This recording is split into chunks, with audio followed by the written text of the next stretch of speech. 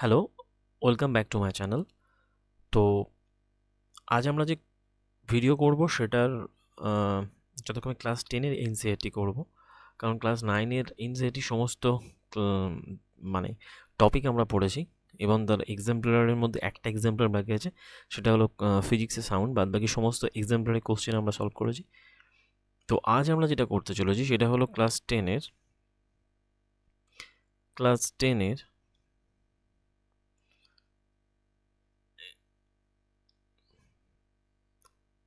বাংলায় NCERT science. দেখবো আমরা তার সূচিপত্র, যদিও আমরা ফিজিক্স দিয়ে শুরু করব এবং ফিজিক্সের ইলেকট্রিসিটি চ্যাপ্টার দিয়ে শুরু করব। তার আগে আমরা সিলেবাসটা দেখব, কী কী সিলেবাস আছে। এখানে ফার্স্ট চ্যাপ্টার আছে বিভিন্ন কেমিক্যাল রিয়াকশান এবং তার ইকুয়েশন। সেকেন্ড চ্যাপ্টার আছে যতক্ষণে যে অ্যাসিড ক্ষার সল্ট মানে অম্ল ক্ষারক লবণ। তৃতীয় চ্যাপ্টার আছে ধাতু অধাতু, এগুলো সব কটা কেমিস্ট্রি। চতুর্থ চ্যাপ্টার আছে ফোর্থ চ্যাপ্টার কার্বন এবং তার যৌগ।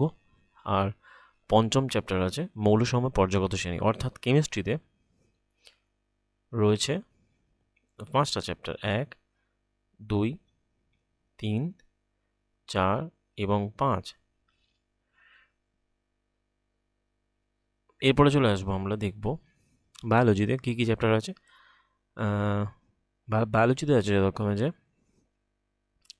প্রথমে 6 নম্বর চ্যাপ্টার জীবন প্রক্রিয়া সমূহ, 7 নম্বর চ্যাপ্টার নিয়ন্ত্রণ এবং সমন্বয় সাধন, 8 নম্বর চ্যাপ্টার জীবসমূহ কীভাবে জনকার্য সম্পন্ন করে এবং 9 নম্বর চ্যাপ্টার হলো বংশগতি এবং বিবর্তন। তার মানে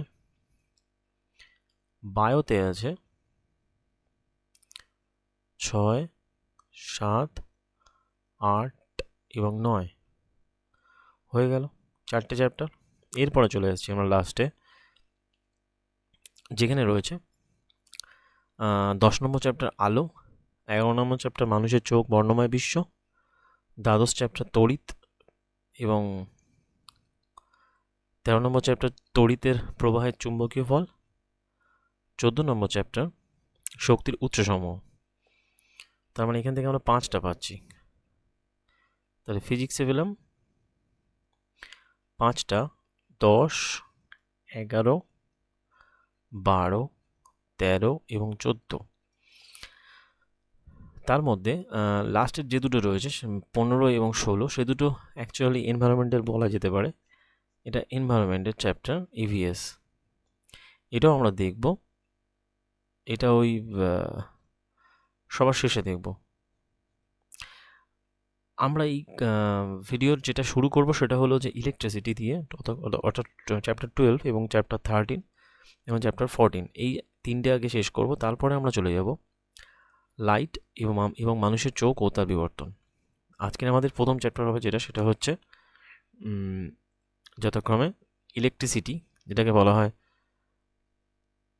তড়িৎ।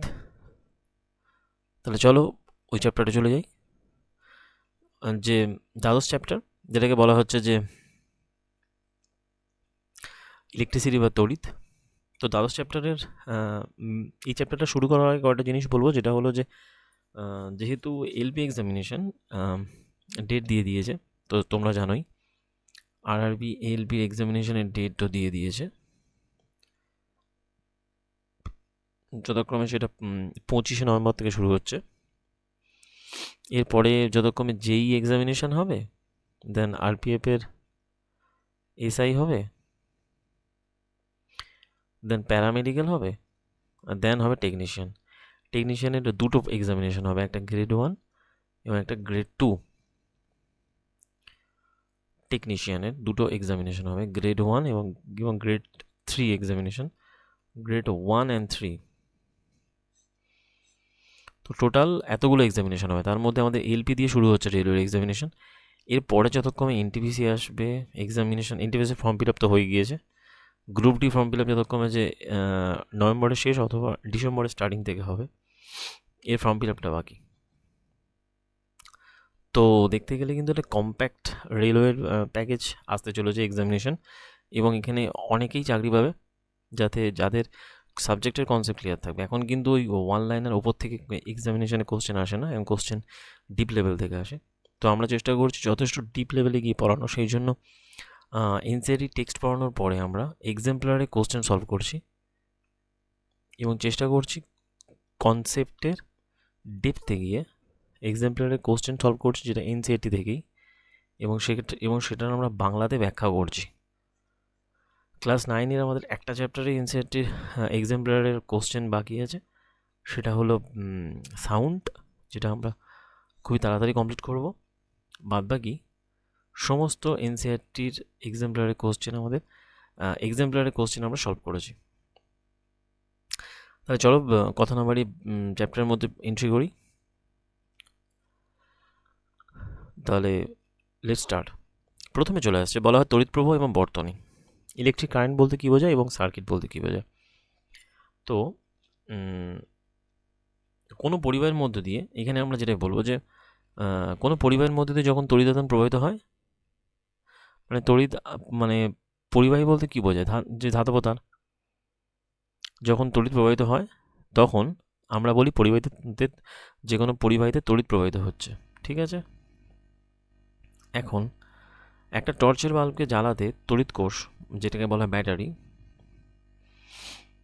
বা যখন কোষগুলো সঠিক ক্রমে সজ্জিত থাকে তখন তাকে বলা হয় যে কোনো তড়িৎ কোষ যখন একটা মানে ব্যাটারি যখন কোষগুলো যখন একটা নির্দিষ্ট ক্রমে সজ্জিত থাকে তখন তাকে বলা হয় তড়িৎ কোষ, এবং আধানের প্রবাহ বা তড়িৎ প্রবাহকে সরবরাহ করে। আমরা এটাও দেখেছি যে সুইচ অন করলে বা সুইচ আলো দেয়, এবং তাই এখানে সুইচের কাজ যথাক্রমে মানে কোষের সঙ্গে পরিবাহী সংযোগ স্থাপন করা। এটা অ্যাকচুয়ালি সুইচের কাজ করে থাকে। তো এই যে তড়িৎ প্রবাহের অবিচ্ছিন্ন এবং বদ্ধ এই পথটাকে বলা হয় তড়িৎ বর্তনী বা সার্কিট। তাহলে সার্কিট সম্পর্কে আগে আমরা জানলাম, হোয়াট ইজ দ্য সার্কিট, বা যাকে বলা হয় তড়িৎ বর্তনী। যে তড়িৎ প্রবাহ যেটা হচ্ছে সেটা একটা অবিচ্ছিন্ন মানে বদ্ধ পরিবাহের মধ্য দিয়ে যখন হবে তখন তাকে বলা হয় সার্কিট। এবং এই বর্তনীর কোনো অংশকে ছিন্ন করা হয় যদি সুইচ অফ করে দেওয়া হয়, তাহলে তড়িৎ প্রবাহ বন্ধ হয়ে যায় এবং বাতি জ্বলে না। তাহলে এখন আমরা ডিটেলসে যাব যে কী ব্যাপারটা কী, যে ইলেকট্রিক মানে তড়িৎ প্রবাহ ঘটনাটা কী।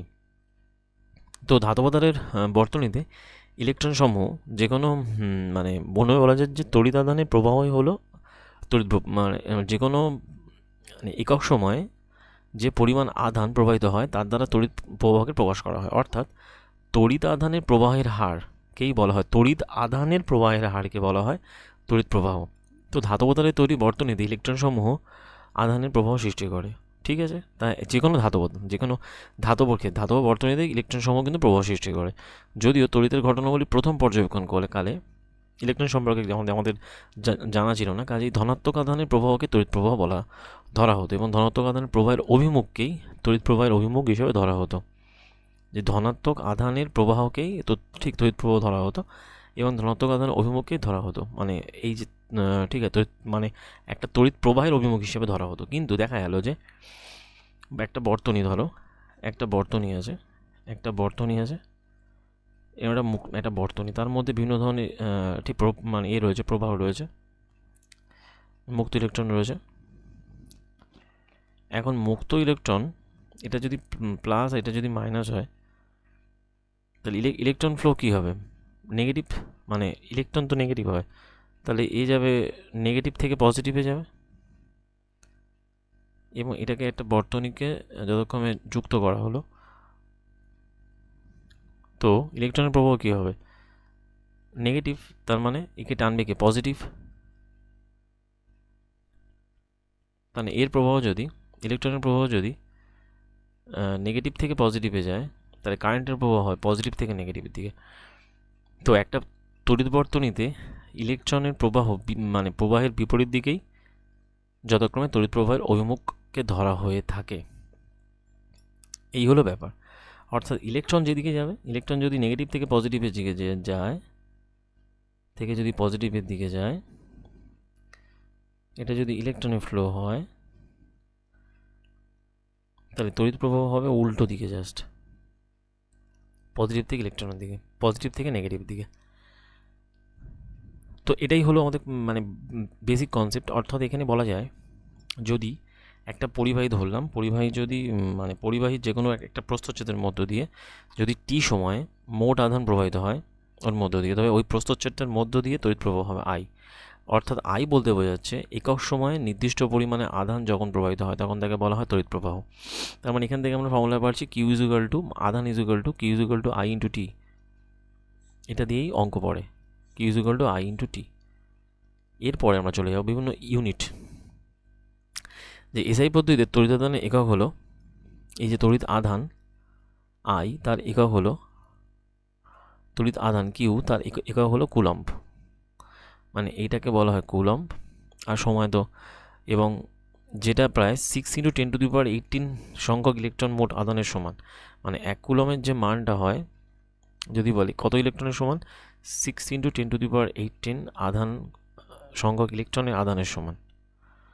ইলেকট্রনের আধানকে আমরা করলাম, যেখানে একটা ইলেকট্রনের আধান হলো 1.6 × 10⁻−18 -19 ধরা হয়। এটা একটা ইলেকট্রনের আধান, 1 ইলেকট্রন। এখন যেটা বলা হচ্ছে যে তড়িৎ প্রবাহ, এই যে অ্যাম্পিয়ার, একে আমরা অ্যাম্পিয়ার বলে প্রকাশ করছি, তাহলে আর এটাকে সি দিয়ে, এটাকে টি দিয়ে প্রকাশ করছি সেকেন্ড। অর্থাৎ ফ্রান্সিস বিজ্ঞানী মানে তড়িৎ প্রবাহকে অ্যাম্পিয়ার এককে প্রকাশ করা হয়, যেটা ফ্রান্সের বিজ্ঞানী অ্যান্দ্রি মারে অ্যাম্পিয়ার তার নামে ঠিক আছে নামাঙ্কিত করা হয়েছে। এখানে বলা হচ্ছে কি ব্যাপারটা, যে 1 সেকেন্ডে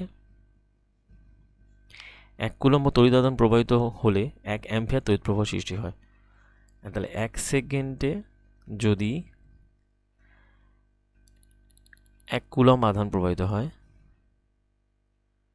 1 কুলম্ব আধান প্রবাহিত হলে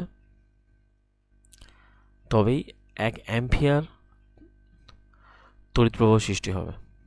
এইটা এখান থেকে আমরা পাচ্ছি। তার মানে 1 ampere is equal to 1 coulomb by second. এবারে মানে যে কোনো তড়িৎ প্রবাহকে ক্ষুদ্র হিসেবে প্রকাশ করা, যেমন মিলি যদি হয় তখন হবে 10⁻³ আর মাইক্রো যদি হয় 10⁻⁶। এগুলো দিয়ে ডাইরেক্ট কোশ্চেন অ্যান্সার চলে আসে, এবং এই ফর্মুলাটা দিয়েই ডাইরেক্ট চলে আসে Q is equal to IT. তো এখানে বলা হচ্ছে যে তড়িৎ বর্তনীতে তড়িৎ প্রবাহকে সাধারণত অ্যামিটার নামক যন্ত্রের সাহায্যে মাপা হয়। এটা দিয়েও কোশ্চেন আসে যে অ্যামিটার যন্ত্রটা কোন মানে বর্তনীতে কীভাবে যুক্ত থাকে, সিরিজে মানে সমান্তরালে যুক্ত থাকে না শ্রেণী সমবায়ে যুক্ত থাকে। যে বর্তনীর তড়িৎ প্রবাহটাকে মাপা হবে, এটা সাধারণত মানে তাহলে বলা হলো যে কোনো বর্তনীর তড়িৎ প্রবাহকে অ্যামিটার নামক যন্ত্রের সাহায্যে মাপা হয়। এটা কিন্তু স্টার মার্কস দিয়ে রাখবে। এখন যেটা বলা হচ্ছে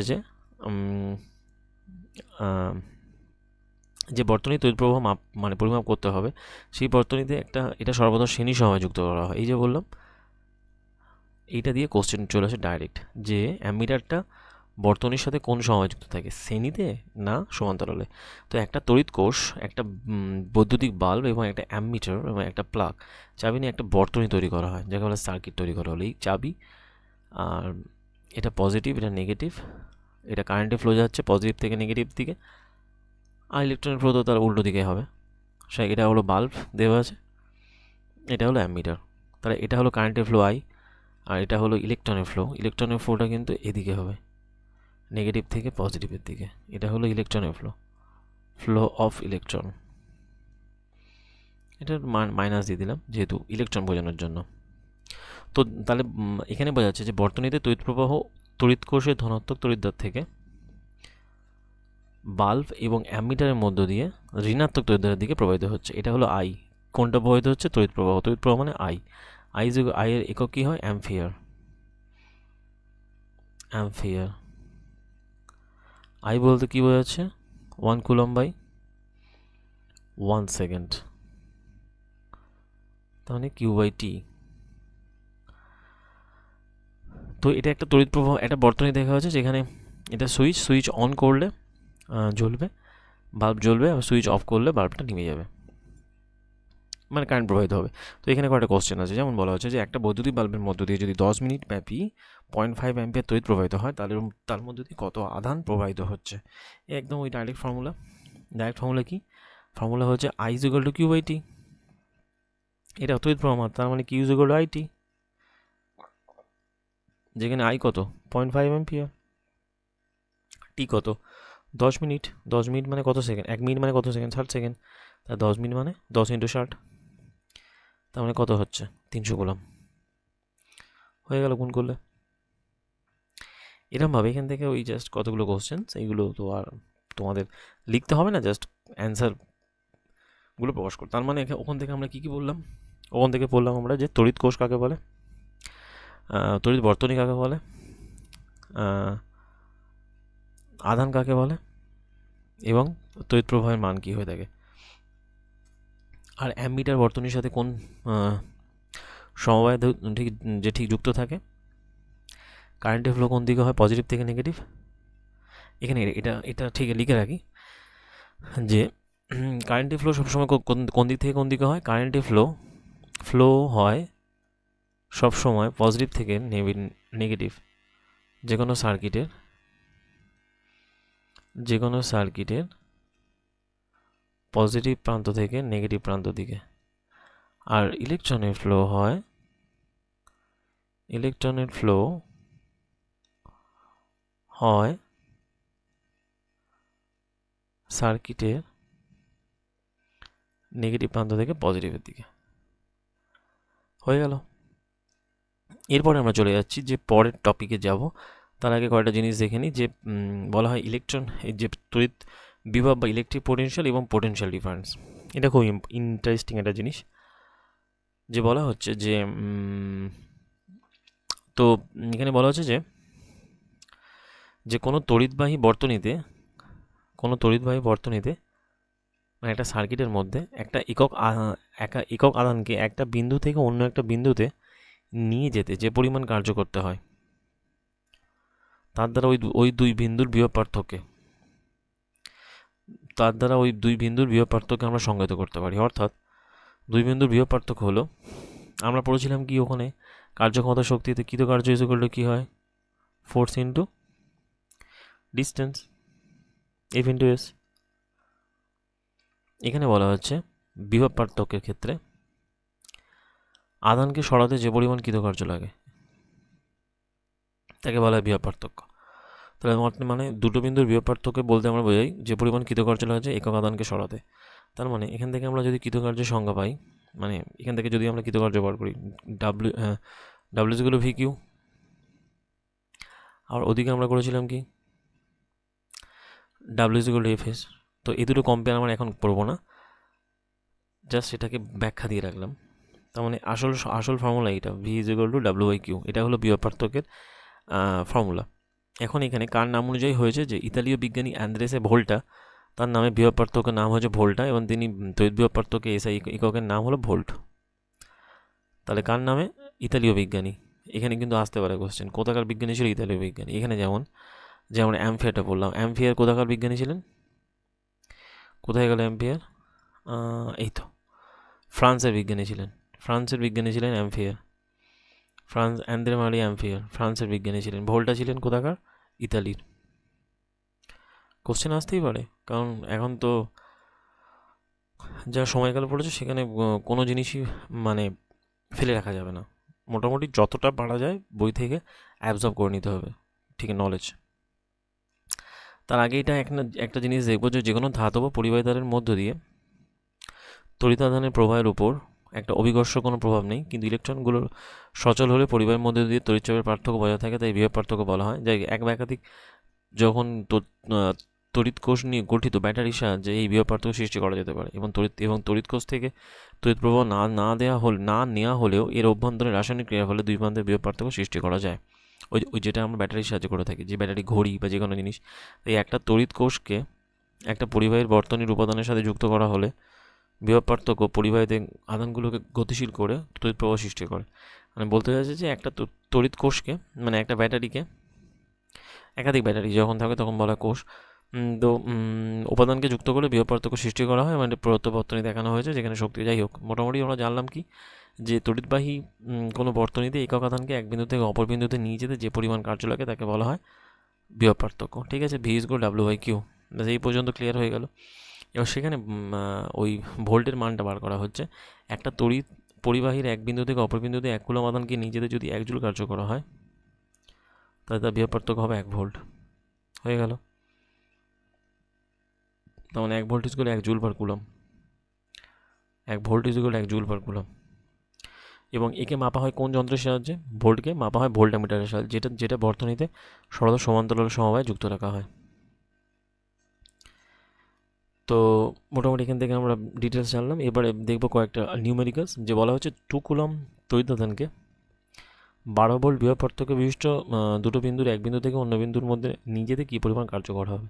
একদম basic formula, V is equal to W by Q, যেখানে ভির মান দেওয়া আছে 12 ভোল্ট আর ডাব্লুর মান দেওয়া আছে, তার মানে এখান থেকে আমরা W is equal to Q V, ব্যাস চলে গেলো ফর্মুলা। 12 আর 2 24 জুল। এরপরে যেটা বলা হচ্ছে বর্তনী চিত্র বা সার্কিট ডায়াগ্রাম। কোনো বর্তনীতে একটা তড়িৎ কোষ, একটা প্লাগ, চাবি, বৈদ্যুতিক উপাদান সমূহ এবং সংযোগকারী তার নিয়ে গঠিত হয়ে থাকে, মানে যে কোনো একটা সার্কিট। এবং সাধারণত বর্তনীতে অন্তর্ভুক্ত বিভিন্ন বৈদ্যুতিক উপাদানকে প্রচলিত চিহ্নের সাহায্যে প্রকাশ করা হয়, যে চিহ্নগুলোকে আমাদের জানতে হবে। সেই এবারে চলে আসছে আমাদের সেই চিহ্নগুলো, চলো দেখা যাক। প্রথমে চলে আসছে একটা তড়িৎ কোষ, যাকে প্রকাশ করা হয় একটা ব্যাটারির মাধ্যমে, মানে একটা পজিটিভ একটা নেগেটিভ প্রান্ত। একটা ব্যাটারি বা একটা কোষকে প্রকাশ করা হয় অনেক কটা ব্যাটারি, মানে অনেক কটা ঠিক আছে তড়িৎ কোষ নিয়ে, যেখানে পজিটিভ নেগেটিভ থাকে। এটা একটা ব্যাটারি হয়ে থাকে, ঠিক আছে। প্লাগ বা চাবিকে প্রকাশ করা হয় সুইচ, এটা এটা এটা অ্যাকচুয়ালি খোলা ওপেন অবস্থায় থাকে। যখন মাঝখানে ডট থাকে তখন তাকে বলে সুইচ বন্ধ। তারের সংযোগকে প্রকাশ করা হয় এরমভাবে, একটা ক্রস চিহ্ন দিয়ে, মাঝখানে তলাতে কাটা, মাঝখানে একটা পয়েন্ট থাকে। সংযোগবিহীন অতিক্রমকারী তার যেটা উপর থেকে আসছে অ্যাকচুয়ালি। আর বৈদ্যুতিক বাতিকে যেরকম এরকম বাল্ব দিয়ে প্রকাশ করা হয়। আর এবং রেজিস্ট্যান্সকে প্রকাশ করা হয় ক্যাপিটাল আর, জাস্ট এরকম সেই সাইনটা দিয়ে। আর পরিবর্তনশীল রোধ বা রিওস্ট্যাটকে প্রকাশ করা হয় এই সাইনটা দিয়ে, যেটাকে বলা হয় পরিবর্তনশীল। এটা খুব ইম্পর্টেন্ট, এটা দিয়ে আসে অনেক সময়, যে বলে দেবে পরিবর্তনশীল রোধ বা এর সাইন কোনটা হবে। অ্যামিটারে যেরকম যে পজিটিভ নেগেটিভ, এটাও তাই। এটা অ্যাকচুয়ালি বর্তনীতে শ্রেণী সময়যুক্ত থাকে, সিরিজে যুক্ত থাকে, কারেন্ট পরিমাপ করে। তো measure the current, to measure current. এটা অ্যাকচুয়ালি প্যারালাল যুক্ত থাকে, to measure the voltage, parallel in circuit. Series এটা অ্যাকচুয়ালি সার্কিটেই থাকে। তার মানে আমরা এখান থেকে মোটামুটি দেখলাম কি কি। প্রথমে আমরা কারেন্ট দেখলাম, ইলেকট্রিসিটি দেখলাম, ভোল্ট দেখলাম, মানে বিভব পার্থক্য দেখলাম, আর বিভিন্ন সাইনগুলো দেখে নিলাম। এরপরে চলে আসছে ওহমস ল। এইটা ইম্পর্টেন্ট খুবই, কারণ এটা বলা হচ্ছে যে কোনো পরিবাহীর মধ্য দিয়ে যখন কোনো একটা তড়িৎ প্রবাহিত হয়, তখন পরিবাহী দুপ্রান্তে বিভব পার্থক্যের সঙ্গে সম্পর্ক আছে কিনা, পরিবাহীর মধ্যে দিয়ে যে তড়িৎ প্রবাহিত তার সেটারই সম্পর্ক। এখানে বলা হচ্ছে এটাই, যে একটা ওই এখানে একটা বর্তনী তৈরি করা হয়েছে, আর বর্তনীর মধ্যে দিয়ে কারেন্ট পাঠানো হচ্ছে, সেক্ষেত্রে কী কী পরিবর্তন হবে সেটা দেখানো যাচ্ছে। যাই হোক, মোটামুটি যে প্রতি ক্ষেত্রে এখানে দেখা যায় যে ভি বাই আই এর মান একই পাওয়া যায়। তো এই যে ভি বাই আই যে লেখচিত্রের কেন্দ্রমুখী, এই অনুপাতটি সাধারণত হয়ে থাকে ধ্রুবক। এবং বিজ্ঞানী ওহম, এটা আবার জার্মান বিজ্ঞানী। তার প্রথমটা ছিল ফ্রান্স করেছিল অ্যাম্পিয়ার হচ্ছে ফ্রান্স। ভোল্টটা হলো ইটালি। তারপরে ওহম হচ্ছে জার্মানি। হয়ে গেল। বলো জার্মান পদার্থবিদ সাইমন ওহম, তিনি ওই একটা ধাতব তারের মধ্য দিয়ে তড়িৎ প্রবাহ আই এবং তার দুপ্রান্তের বিভব পার্থক্যের মধ্যে সম্পর্কটা বার করেন। এবং এই যে আই আর এই ভি বাই আই এর যে সম্পর্কটা, সেটা কেন্দ্রের ভূমিকা হয়ে থাকে। এবং যেটা চিত্রে দেখানো হয়েছে, এটা যতটা পারবে ততটা পারবে। তো তাপমাত্রা অপরিবর্তিত থাকলে, এটা এখানে বলতে হবে যে তাপমাত্রা অপরিবর্তিত থাকলে, তাপমাত্রাকে চেঞ্জ করা যাবে না। কোনো বর্তনীর মধ্য দিয়ে যুক্ত ধাতব তারের দুই প্রান্তের বিভব পার্থক্য তাদের মধ্য দিয়ে তড়িৎ প্রবাহের সমানুপাতিক হয়ে থাকে, অর্থাৎ ভি সমানুপাতিক আই হয়। কখন? যখন টেম্পারেচার কনস্ট্যান্ট থাকবে। তো সেক্ষেত্রে বলা হচ্ছে ভি বাই আই ধ্রুবক, যেখানে ভি বাই আই ধ্রুবক ইজুগাল টু, ধ্রুবকটাকে বলা হয় আই, তাহলে ভি ইজুগাল টু সম্পর্ক হয় এরকম আই আর। তাহলে ভি সমানুপাতিক আই, মানে V by I is equal to ধ্রুবক কনস্ট্যান্ট, সেখানে আর, অর্থাৎ V by R is equal to I R. এটাই হলো অ্যাকচুয়ালি ওহমের সূত্র, যেখানে একটা নাইক্রোম তারের মধ্য দিয়ে ওই VI লেখচিত্র দেখানো হয়েছে এবং এটা দেখানো হয়েছে যে তড়িৎ প্রবাহ বৃদ্ধির সঙ্গে সঙ্গে তাদের বিভব পার্থক্য সহলৌকিকভাবে বৃদ্ধি হয়, মানে কারেন্টের ফ্লো বাড়ছে, বিভব পার্থক্য বাড়ছে, তার মানে বিভব পার্থক্য আর তড়িৎ প্রবাহ সমানুপাতিক, এদের বাধা থেকে আর। এবার একটা নির্দিষ্ট মাত্রায় প্রদত্ত ধাতব তারের মধ্যে থাকা আর একটা ধ্রুবক এবং এই ধাতব তারটির রোধ, একে বলা হয় ধাতব তারের রোধ বা বলা হয় রেজিস্ট্যান্স। এটা হলো পরিবাহীর ধর্ম, যা পরিবাহীর মধ্যে যে কোনো আধানকে বাধা দেয়। তার মানে ব্যাপারটা কী হচ্ছিল, যদি আমরা একটা বর্তনীর মধ্যে যদি তড়িৎ প্রবাহ চালনা করি, তার মধ্যে কী হবে, তড়িৎ প্রবাহ বাড়ার সঙ্গে সঙ্গে তার বিভব পার্থক্য বাড়তে থাকে। ঠিক আছে, বিভব পার্থক্য বাড়বে, তার মানে তার কাজ করা আধানকে এক বিন্দু থেকে অন্য বিন্দু নিয়ে যাওয়ার যে জন্য যে কার্য করতে তাকে বলা হয় বিভব পার্থক্য। তো এদের বাধা দিচ্ছে কে, তো পরিবাহীর মধ্যে দিয়ে আধানের প্রবাহকে বাধা দেবে কে, সেটা হলো আর। সেই জন্য আর ইজুকাল টু হয়ে থাকে V/R, ওই যেটা অ্যাকচুয়ালি সম্পর্ক। এবার এখানে চলে আসছে এটাই যে এসআই একক আর, আর এর একককে বলা হয় ওহম, যেটাকে আমরা সাধারণত এই চিহ্ন দিয়ে প্রকাশ করি, মানে অনেকটা ঘোড়ার খুঁড়ের মতো। এই ওহমের সূত্র অনুযায়ী আর ইজুকাল V/R। তো সেক্ষেত্রে যদি কোনো পরিবাহী দুপ্রান্তের বিভব পার্থক্য 1 ভোল্ট হয়, তার মধ্যে দিয়ে তড়িৎ প্রবাহ যদি 1 অ্যাম্পিয়ার হয়, তার মধ্যে তাহলে পরিবাহী রোধ হবে আর, এটাকে বলা হচ্ছে 1 ওহম, বা এটা হলো এর বিভব মানে সম্পর্ক। বলা হয় যে বিভব পার্থক্যের মধ্যে মানে ওহমের সূত্রের মধ্যে পড়ে এটা V/IR। তো এখান থেকে আমরা এটা নিশ্চিত যে রোধকের মধ্য দিয়ে যখন তড়িৎ প্রবাহ মানে যে কোনো রোধকের মধ্য দিয়ে তড়িৎ প্রবাহ তার রোধের ব্যস্তানুপাতিক, অর্থাৎ রোধকে যদি দ্বিগুণ করা হয় প্রবাহ অর্ধেক হবে। তার মানে রোধ আর প্রবাহ কিন্তু একে অপরের সবসময় জানবে যে কোনো কিছু যখন গুণফল হচ্ছে তারা কিন্তু ব্যস্তানুপাতিক সম্পর্কযুক্ত হয়ে থাকে। যেমন V সমানুপাতিক আমরা I করলাম, তার মানে কি হচ্ছে, V/I ধ্রুবক হচ্ছে, যেটাকে বলছি I, তার মানে V IR হয়ে গেল। এখন I আর R মানে I এর সাথে R এর সম্পর্ক 1/, ব্যস্তানুপাতিক সম্পর্ক, এটা ব্যস্তানুপাতিক সম্পর্ক হয়ে থাকে। তখন I বাড়লে R কমবে, I যদি বাড়ে R তখন কমবে। তো সেটাই এখানে বলা হয়েছে যে যদি কোনো রোধকে, কোনো পরিবাহীর রোধকে দ্বিগুণ করা হয়, তার মানে তার তড়িৎ প্রবাহ কমবে। আর অ্যাকচুয়ালি রোধের কাজ কি, রোধের কাজ হলো যে কোনো প্রবাহের মধ্যে বা বর্তনীর মধ্য দিয়ে তড়িৎ প্রবাহটাকে আটকানো। তো অনেক ব্যবহারিক ক্ষেত্রে তড়িৎ বর্তনীতে প্রবাহমান বৃদ্ধি বা হ্রাস করার প্রয়োজন হয়। তো এটা তো স্বাভাবিক ব্যাপার, যে কোনো ব্যবহারিক ক্ষেত্রে আমরা সাধারণত তড়িৎ প্রবাহ কোথাও তড়িৎ প্রবাহ বেশি, তড়িৎ প্রবাহ হ্রাস করার প্রয়োজন হয়। তো এই বিভব উৎসকে অপরিবর্তিত রেখে বর্তনী তড়িৎ প্রবাহকে নিয়ন্ত্রণ করার জন্য বৈদ্যুতিক উপাদান ব্যবহার করা হয়, তাকে বলা হয় পরিবর্তনশীল রোধ। ওই যেটাকে তখন আমরা বললাম রিওস্টেট। তাহলে রিওস্টেটের আঁকাটা কীরকম, এই যাবে গিয়ে একটা এরকমভাবে চিহ্ন হবে, যাকে বলা হয় রিওস্টেট। তার মানে এটা কী বলা যাচ্ছে যে কোনো বিভব উৎসকে অপরিবর্তিত রেখে বর্তনীতে তড়িৎ প্রবাহ যদি নিয়ন্ত্রণ করার জন্য যে বৈদ্যুতিক উপাদান ব্যবহার, তাকে বলা হয় পরিবর্তনশীল রোধ। এখন এই তড়িৎ বর্তনীতে এই রোধের মান পরিবর্তন করার জন্যই প্রায় যে মানে যে যন্ত্রটা ব্যবহার করা হয় তাকে বলা হয় রিওস্টেট, মানে রোধের মানটাকে কন্টিনিউ চেঞ্জ করার জন্য, এটাকে বলা হয় পরিবর্তনশীল।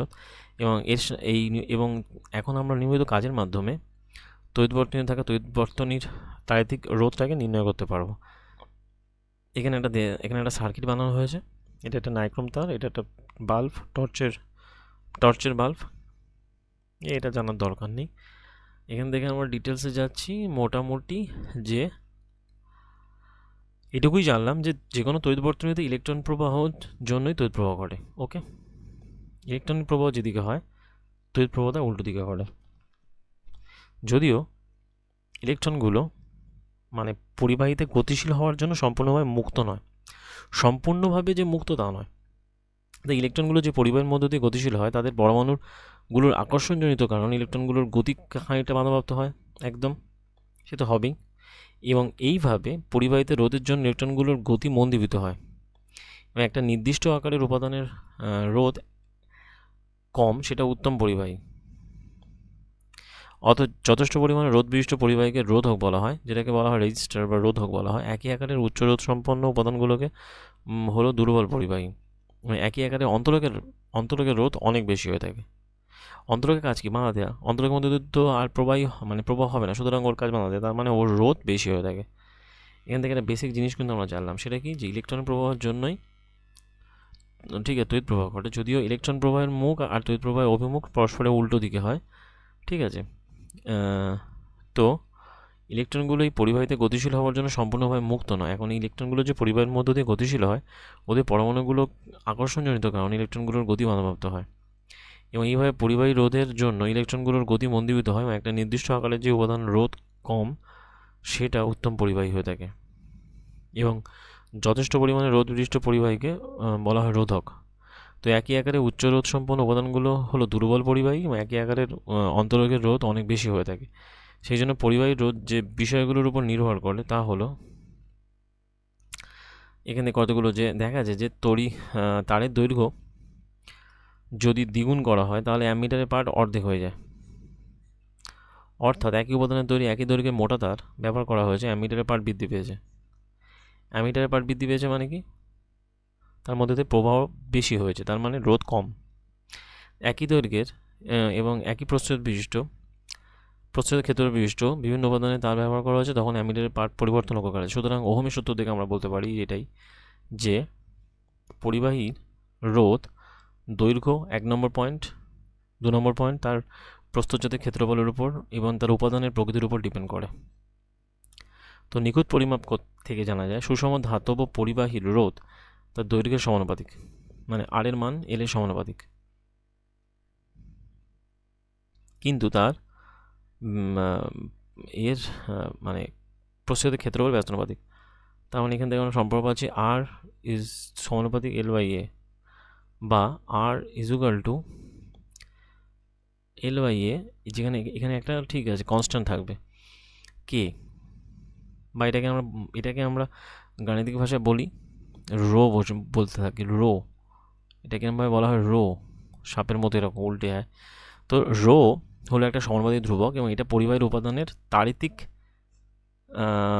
রোধাঙ্ক বলা হয়। তার মানে আমরা এটাই বুঝছি, যে কোনো মোটা তারের মধ্যে দিয়ে প্রবাহটা বেশি হবে, তার যত মোটা হবে তার প্রবাহ তত বেশি হবে, আর তার যত সরু হবে তার প্রবাহ তত বাধা পাবে। তার সরু হলে রোধ বেশি, তার মোটা হলে রোধ কম। হয়ে গেল বেসিক কনসেপ্ট। রোধ বেশি মানে আই কম, রোধ বেশি মানে আই কম, আর আর কম মানে আই বেশি। তার মানে মোটা তারের মধ্যে দিয়ে প্রবাহ বেশি হয়।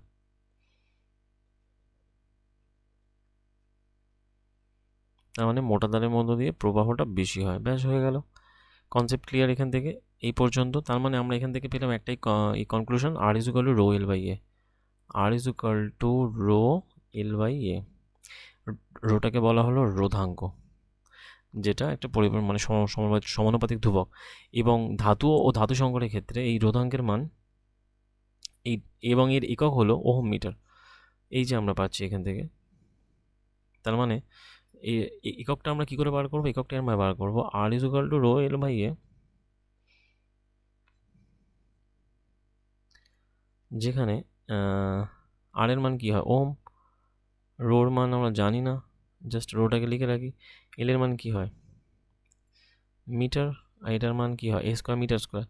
তার মানে যদি আমরা মিটার কাটি, তার মানে কী থাকছে ওহম ইন্টু মিটার, তার মানে রো এর মান হচ্ছে ওহম মিটার। এটা হলো ঠিক রোধাঙ্কের একক, এবং এর মান এটা একটা পদার্থের বৈশিষ্ট্যমূলক ধর্ম হয়ে থাকে। ওকে, এ পর্যন্ত ক্লিয়ার হলো। ধাতু এবং ধাতু সংকর বলা হয় মেটাল, এবং মেটালের ক্ষেত্রে এর মান খুবই কম হয়। তার মানে এটাই বোঝা যাচ্ছে যে রোধাঙ্কের মান যত কম হবে রোধের মান তত কম হবে। রোধাঙ্কের মান ধাতু সংকরের ক্ষেত্রে এর মান কম হয়, তাই আর এর মান কম, সেই জন্য আই বেশি।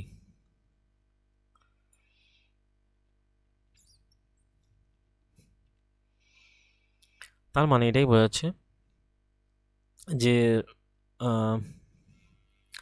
ধাতু সংকরের ক্ষেত্রে এর মান 10⁸ এবং 10⁻⁻8 10⁻6 ওহম মিটার হয়ে থাকে। তাই তো এরা তড়িতের সুপরিবাহ হয়, তার মানে এদের ক্ষেত্রে আর এর মান খুবই কম। রাবার এবং কাচের মতো অন্তরক পদার্থের ক্ষেত্রে রোধাঙ্কের মান 10⁻12 মানে অ্যাকচুয়ালি পজিটিভ হয়ে থাকে, 10⁻17 নয়। সেই জন্য রোধ এবং রোধাঙ্ক উভয় তাপমাত্রার পরিবর্তনের সাথে পরিবর্তিত। তার মানে এটাই বোঝাচ্ছে যার রোধাঙ্কের মান বেশি তার আই এর মান কম। ওকে, এক্সাম্পল কি হয়, অন্তরক পদার্থ মানে যাকে বলা ইনসুলেটর। আবার যার রোধাঙ্কের মান কম তার আই এর মান বেশি, তার মানে তার আর এর মানও কম।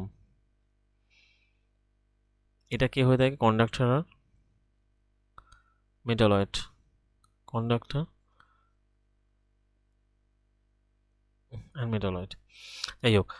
তো এরপরে আমরা যেটা চলে যাচ্ছি সেটা হলো যে সাধারণত ধাতু সংকরের রোধাঙ্ক তার উপাদানের ধাতুগুলোর রোধাঙ্ক অপেক্ষা বেশি হয়ে থাকে। মানে যে কোনো ধাতু সংকরের রোধাঙ্ক তার উপাদানের ধাতুগুলো, তার মানে ধাতু সংকরের রোধাঙ্কটা আবার ধাতুর থেকে বেশি, আবার ধাতু সংকরের থেকে আবার ইনসুলেটরের রোধাঙ্ক বেশি। তার মানে যদি আমরা এখান থেকে রোধাঙ্কের ক্রম সাজাই, তাহলে সব থেকে রোধাঙ্ক বেশি থেকে যদি ছোটোর দিকে যাই, বেশি থেকে যদি কমের দিকে যাই,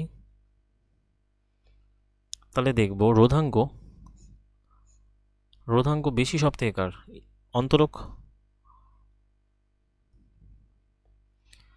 অন্তরকের সব থেকে বেশি। তারপর কি আছে, ধাতু সংকর, তারপরে আসছে ধাতু সংকর, তারপরে আসছে ধাতু। ওকে, এটা জাস্ট গ্রেটার দেন সাইন দিয়ে দিই, গ্রেটার দেন সাইন দিলে। তো তার মানে এটাই জানাচ্ছে যে ধাতু সংকরের রোধাঙ্ক তার উপাদান ধাতুগুলোর থেকে বেশি, সবসময় বেশি হবে। যেমন উচ্চ তাপমাত্রায় ধাতু সংকর সহজে জারিত হয় না, দহন হয় না। এই কারণে বৈদ্যুতিক ইস্ত্রি এবং টোস্টার ইত্যাদি তাপ উৎপাদক বৈদ্যুতিক যন্ত্রগুলোতে এদেরকে সচরাচর ব্যবহার করা হয়। কারণ কি, এদের মধ্যে এদের রোধাঙ্ক বেশি, তার মানে এদের মধ্যে তড়িৎ প্রবাহ কম হবে, মানে যেটা হয় আর কি। সেই জন্য বৈদ্যুতিক বাল্বের ফিলামেন্ট তৈরিতে সাধারণত টাংস্টেন, অন্যদিকে তড়িৎ পরিবাহী তার তৈরিতে তামা এবং অ্যালুমিনিয়াম ব্যবহার করা হয়। কারণ টাংস্টেন কি, ধাতু সংকর তো, ঠিক আছে। সেই জন্য টাংস্টেনের মধ্যে দিয়ে তড়িৎ প্রবাহ। তো এখানে দেখা যাচ্ছে, এখানে আমরা দেখব এটাই যে রোধাঙ্কের মান যত কমে, যেমন পরিবাহীর ক্ষেত্রে যা রোধাঙ্কের মান যত কম তার তার মধ্যে তড়িৎ প্রবাহ যত বেশি হয়। যেমন এখানে দেখা যাচ্ছে 1.60 10⁻⁸। তামা এদের মান কি হয়, এদের রোধাঙ্ক মান উপর থেকে যত আমরা ঠিক নিচের দিকে যাই তত রোধাঙ্কের মান বাড়তে থাকে, ঠিক আছে। তার মানে রোধাঙ্কের মান টাংস্টেনের বেশি, কার থেকে, তার রূপা তামা অ্যালুমিনিয়ামের থেকে বেশি, কারণ এরা বেশি পরিমাণে তড়িৎ প্রবাহ করছে, তাই এদের রোধাঙ্কের মান কম। আর টাংস্টেনের থেকে বেশি নিকেলের থেকে লোহা, তার থেকে ক্রোমিয়াম, তার থেকে পারদ, থেকে ম্যাঙ্গানিজ। আর ধাতু সংকর বলা হচ্ছে যে ধাতু সংকরের ক্ষেত্রে ঠিক রোধাঙ্কের মান আস্তে আস্তে মানে এর থেকে, এই ধাতুর থেকে বেশি। এর মধ্যে কে পড়ছে, ধাতু সংকরের মধ্যে কনস্ট্যান্টিন, কারণ এগুলো এই ধাতু থেকে, এই ক্রোমিয়াম নিকেলের থেকে এর মান বেশি। উপর থেকে যত নিচের দিকে নামছি আমরা তত বেশি। যেমন টাংস্টেন, যেমন তামা থেকে টাংস্টেনের বেশি, আবার টাংস্টেনের থেকে নিকেলের, আবার নিকেলের থেকে লোহার বেশি, লোহার থেকে ক্রোমিয়াম থেকে পারদ থেকে ম্যাঙ্গানিজ। আবার এখানে কনস্ট্যান্টান, ম্যাঙ্গানিনের সঙ্গে কী হয়ে থাকে, কপার, ম্যাঙ্গানিজ আর নিকেল, এই ধাতু সংকরের মান বেশি। নাইক্রোম, নিকেল, ক্রোমিয়াম, ম্যাঙ্গানিজ আর আয়রন ধাতু সংকর। এরপরে চলে আসছে কাঁচ, শক্ত রাবার ইত্যাদি। এগুলো সাধারণত অন্তরক পদার্থ হিসেবে কাজ করে। হিরে, কাগজ, সব থেকে বেশি হয়ে থাকে কাগজে 10⁻12। না, সব থেকে বেশি হয়ে থাকে ধাতু সংকরের মান যতক্ষণে কাঁচের 10 থেকে 14, যাই হোক। তার মানে এখানে আমরা এটাই বুঝলাম যে কিছু রয়েছে নিউমেরিক্যাল, যে ওখানে আমরা এটাই বুঝলাম যার রোধাঙ্কের মান বেশি তার অন্তরক ক্ষমতা বেশি, তার মধ্যে দিয়ে তড়িৎ প্রবাহ যাওয়ার ক্ষমতা কম, রোধ বেশি। এখানে বলা হচ্ছে যে 1200 ওহম রোধের একটা বাল্বের ফিলামেন্ট 200 ভোল্ট 20 ভোল্টের উৎস থেকে কত তড়িৎ প্রবাহ নেবে, ওই ফর্মুলা এটাই, V is equal two IR. ভির মান কত দেওয়া আছে 220, আয়ের মান আই ইন্টু আর, আর এর মান কত আছে 1200, তাহলে আই এর মান কী হবে 220 1200 1, তাহলে কত হচ্ছে 11/60, ওই কাটাকুটি করলে যা হয় 0.18, এই তো চলে এসছে 0.18 অ্যাম্পিয়ার। তারপরটা বলছে 100 ওহম বৈদ্যুতিক হিটার কুণ্ডলীর মধ্যে দিয়ে কত তড়িৎ প্রবাহিত হবে, ওই হ্যাঁ ঠিক আছে 220কে 100 দিয়ে ভাগ করলে যা হয় 2.2 অ্যাম্পিয়ার। তার মানে এটা এখানে বোঝা যাচ্ছে যে বৈদ্যুতিক বাল্বের ফিলামেন্ট তো মানে এখানে কিন্তু ভোল্টেজ একই তড়িৎ উৎস থেকে বৈদ্যুতিক বাল্ব এবং বৈদ্যুতিক হিটারের ঠিক তড়িৎ প্রবাহ নেওয়া হয়েছে। তাহলে বৈদ্যুতিক বাল্বে কত যাচ্ছে মাত্র 0.1 অ্যাম্পিয়ার। কারণ কি, তার মানে কি, তার মানে এর রোধাঙ্কের মান বেশি, আর এর মধ্যে রোধাঙ্কের মান, রোধাঙ্কের কাজ কি বাধা দেয়া, রোধাঙ্কের বেশি এর মান রোধাঙ্কের মান কম। বৈদ্যুতিক হিটারে সেই জন্য এদের ক্ষেত্রে কি হয়ে থাকে, বেশি পরিমাণে তড়িৎ প্রবাহ, এই যে আমরা যেখানে আমরা এই যে কনসেপ্ট দেখলাম, যার রোধাঙ্কের মান বেশি তার আই ইনসুলেটর তার মধ্যে দিয়ে কম যাবে, ঠিক আছে, অন্তরক পদ্ধতিটা কাজ করবে। সেই জন্য এই টাংস্টেন ক্ষেত্রে কি হয়, এই যে টাংস্টেন ফিলামেন্ট অন্যদিকে তড়িৎ প্রবাহ সাধারণত এদের ক্ষেত্রে কি হয়ে থাকে, ধাতু সংকরের রোধাঙ্ক তার উপাদানের ধাতুগুলো অপেক্ষা রোধাঙ্ক অপেক্ষা বেশি, কারণ ধাতুর মধ্যে দিয়ে বেশি পরিমাণে তড়িৎ প্রবাহিত যায়, ধাতু সংকর অপেক্ষিত কম যায়, এর মধ্য দিয়ে তাহলে ধাতু সংকরের রোধাঙ্ক ধাতুর থেকে বেশি, তার মানে এইগুলো কম, ধাতু সংকর যত নিচের দিকে, তাহলে সেক্ষেত্রে এখানে এটাই বোঝা যাচ্ছে যে যেমন নাইক্রোম বাল্বের ফিলামেন্টে কী থাকে, টাংস্টেন থাকে, আর এখানে কী থাকে, এর মধ্যে দিয়ে কারেন্ট কম যাচ্ছে, নাইক্রোম।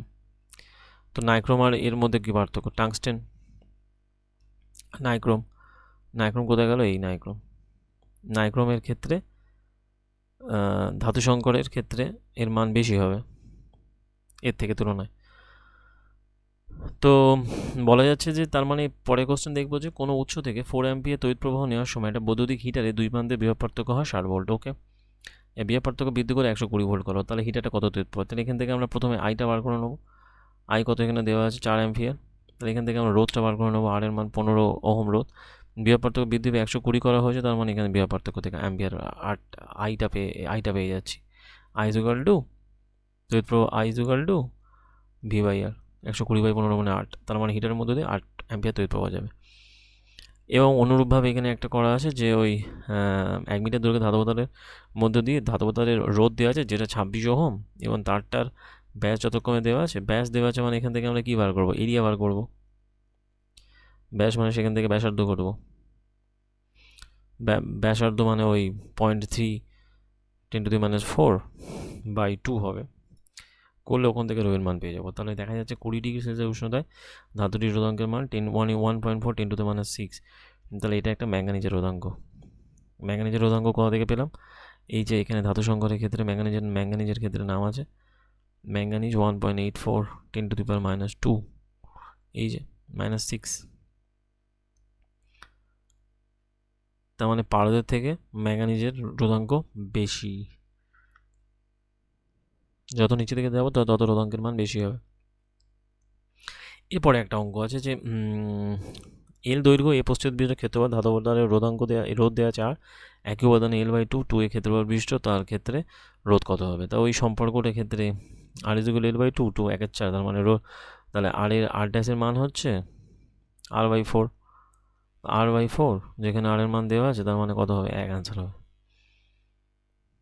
ওই তো এক লাইনে অ্যান্সার হয়ে গেল। এরপরে চলে আসছি আমরা রোধক সংস্থার রোধ, মানে বলা হয় যে resistance of a system register, যে আমরা এর আগে তো আমরা কি দেখলাম যে সরল বর্তনী দেখেছি, এবং আমরা লক্ষ্য করেছি কীভাবে বর্তনীর মধ্য দিয়ে তড়িৎ প্রবাহ যায়, তার দু প্রান্তে বিভব পার্থক্য তৈরি হয়, বৈদ্যুতিক যন্ত্র বা গ্যাজেটে কী করে আমরা কম্বিনেশনের মাধ্যমে মানে রোধকে ব্যবহার করি। এখন এই যে রোধক সমবায় ওহমকে সূত্র ব্যবহার করা হয়, যে দিয়ে আমরা দুটো পদ্ধতি সম্পর্কে জানবো, একটা হলো শ্রেণী সমবায় আর একটা হলো সমান্তরাল সমবায়। তো কীভাবে যুক্ত করা হয়, তো এই যে বলা হচ্ছে এটা হচ্ছে শ্রেণী সমবায়। শ্রেণী সমবায়ের ক্ষেত্রে কী থাকে, রোধগুলো পরপর পাশাপাশি কানেক্টেড থাকে, ঠিক আছে, রোধগুলো পরপর এরকমভাবে কানেক্টেড থাকে, এটাকে বলা শ্রেণী সমবায়। আর যখন সমান্তরাল সমবায় হবে তখন রোধগুলো কানেক্টেড থাকবে এরকম,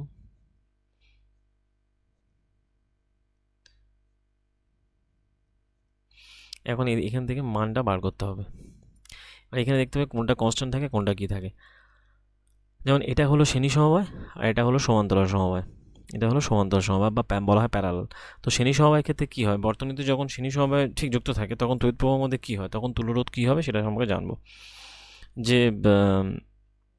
যখন শ্রেণী সমবায় যখন যুক্ত থাকে, যে বর্তনীতে অ্যামিটারের মধ্য দিয়ে তড়িৎ প্রবাহ ওর অবস্থানের সাপেক্ষে নিরপেক্ষ অবর্তিত থাকে, যে বোঝায় যে রোধকের শ্রেণী সমবায়ের ক্ষেত্রে তড়িৎ বর্তনী প্রতিটা অংশে প্রতিটা রোধকের মধ্য দিয়ে একই পরিমাণে তড়িৎ প্রবাহ যাবে। তার মানে এই যেটা হচ্ছে এর মধ্য দিয়ে যা তড়িৎ যাবে সবটাই আই, দুপান্তে বিভব তৈরি হবে এরকম V1 V2, এর মধ্যে দিয়ে যা যাচ্ছে সব আই, ঠিক আছে। তার মানে এটা আমরা জানবো সিরিজ মানে আই সমান আই এক, দুপান্তের বিভব পার্থক্য আলাদা, দুপান্তের বিভব পার্থক্য আলাদা। তার মানে দেখবো যে বিভব পার্থক্য V1 V2 V3 সমষ্টির সমান হবে। তাহলে শ্রেণী সমবায় যুক্ত রোধকগুলোর মোট প্রান্তীয় বিভব পার্থক্য রোধকগুলোর নিজের প্রান্তীয় বিভব পার্থক্য যোগফলের সমান হয়ে থাকে, অর্থাৎ V V1 V2 V3 যা যতগুলো থাকবে আর কি। তো প্রদর্শিত বর্তনী 12.8 বলা হচ্ছে যে 12.8 কোথায় গেল, 12.8 যেমন এখানে করা আছে, এখানে এদের এই প্রান্তিক বিভব পার্থক্য কত V1, এই প্রান্তে কত V2, এই প্রান্তে V3, তাহলে এদের সমষ্টি কত হবে V1 V2 V3, আর এদের আরগুলো সমষ্টির সমান। তো দেখা যাচ্ছে যে বর্তনীতে তড়িৎ প্রবাহ আই, তাই প্রতিটা রোধের মধ্যে সমপরি পরিমাণ তড়িৎ প্রবাহিত হচ্ছে, কিন্তু শ্রেণী সমবায় যুক্ত তিনটে সমবায়ের আর মানে একটা তুল্য রোধক দ্বারা এমনভাবে প্রতিস্থাপন করা হয় যাতে প্রান্তীয় বিভব পার্থক্য ভি বর্তনী আই অপরিত থাকে। তো যাই হোক, ওই সূত্র প্রয়োগ করে আমরা এখান থেকে বলতে পারি যে পৃথক পৃথক রোধগুলোর ক্ষেত্রে V1 is equal two IR1 IR2 IR3, তার মানে IR ইজ ইকুয়াল টু সমীকরণ থেকে পাই, তাহলে এখান থেকে সমীকরণ চলে আসছে RS ইজ ইকুয়াল টু সিরিজের ক্ষেত্রে R1 R2 R3। তার মানে এখানে আমরা সিদ্ধান্ত উপনীত হতে পারি যে শ্রেণী সমবায় যুক্ত রোধকগুলো তুল্য রোধের RS এর মান ওদের পৃথক পৃথক মানগুলো সমষ্টির সমান হয়, যেখানে প্রত্যেকটি রোধকের মানের থেকে বেশি হয়ে থাকে, এদের যোগফল স্বাভাবিক রোধকের মানের থেকে বেশি হবে। দেখো এখানে একটা বাতি নেওয়া হয়েছে, বৈদ্যুতিক বাতি, যেখানে 4 ওহম বিশিষ্ট রোধ সম্পন্ন পরিবাহীকে 6 ব্যাটারির সঙ্গে যুক্ত করা হয়েছে। বর্তনীর মোট রোধ কত হবে, তাহলে বর্তনীর মোট রোধ কত হবে, বর্তনীর তড়িৎ প্রবাহ কত, বর্তনীর বাতি এবং পরিবাহী প্রান্তিক বিভব পার্থক্য কত হবে। তো এখানে আমরা দেখতে পাচ্ছি আর এর মান দেওয়া আছে 20 ওহম, আর টুর মান দেওয়া আছে 4 ওহম। তো ওটা ওই 20 ওহম যোগযুক্ত বৈদ্যুতিক বাতিকে একটা 4 ওহমের সঙ্গে পরিবাহীর সঙ্গে যুক্ত করা হয়েছে। তাহলে এটা ওই 20 ওহম টোটালটাকে 4 ওহমের এটা 20 ওহম আছে, এটা 4 ওহম, তাই এটা যুক্ত আছে কিসে, এটা যুক্ত আছে, এটা অ্যাকচুয়ালি 20 ওহম। তো এটা যুক্ত আছে সিরিজে, এবং এদের মধ্যে ব্যাটারি পার্থক্য কত, 6 ভোল্ট। তার মানে কি হবে, R is equal to R1 plus R2 20 plus 24, তাহলে I is equal to V মান 6, তাহলে আই এর মান কত হবে, বিভব পার্থক্য কত, 6/24 0.25 অ্যাম্পিয়ার। এটা হলো ওহমের মধ্য দিয়ে ওই বর্তনীর মধ্য দিয়ে প্রবাহ যাচ্ছে। এরকম টাইপেরই কোশ্চেন দেবে এবং একদম ইজি টাইপের কোশ্চেন দেয়। এবার বলা হচ্ছে বৈদ্যুতিক বাতি এবং পরিবাহীতে যদি পৃথক পৃথকভাবে ওহমের সূত্র প্রয়োগ করি তাহলে আমরা কী পাবো, বৈদ্যুতিক বাতিটার বিভব পার্থক্য কত হবে, বৈদ্যুতিক বাতি, তাহলে আমরা এখন থেকে I1টা পেয়ে, মানে টোটাল আই পেয়ে গেছি 0.5 অ্যাম্পিয়ার। বৈদ্যুতিক বাতির ক্ষেত্রে কী হবে, V1 is equal two IR1, তাহলে মানে IR1 মানে কত হচ্ছে, আই এর মান জানি 0.25 ভোল্ট। তার মানে বৈদ্যুতিক বাতির মধ্যে বিভব পার্থক্য হলো 5 ভোল্ট, আর বিভব পার্থক্য পরিবাহীর মধ্যে বিভব পার্থক্য 6। তার মানে আমাদের যেটা টোটাল দেওয়া ছিল 6 ভোল্ট, সেটা মিলে গেল, 5 + 6 মিলে গেল 6 ভোল্ট। তাহলে এখান থেকে আমরা পেয়ে গেলাম। এখন ওই শ্রেণী সমবায়ের পরিবর্তে যদি সমবায় তুল্যরোধ থেকে আমরা বার করতে চাই, তাহলে সেখান থেকে আর এর মানটাও আমরা বার করতে পারবো ডাইরেক্ট 6 ভোল্ট থেকে, যে ওই তুল্যরোধের মানটা 24 হবে। তো তো মোটামুটি এটা আমরা আমাদের অর্থাৎ এখান থেকে আমরা জানলাম যে শ্রেণী সমবায় মোট রোধ ইজ ইকুয়াল টু বর্তনী রোধ দুটো সমষ্টি হয়ে থাকে, ব্যাস হয়ে গেল। এবারে যখন রোধকে আমরা সমান্তরাল সমবায় যুক্ত করছি, এইটা খুব ইম্পর্টেন্ট। সমান্তরাল সমবায়ের ক্ষেত্রে কিন্তু ভোল্টেজ সমান আইটা ভাগ হয়ে যাচ্ছে।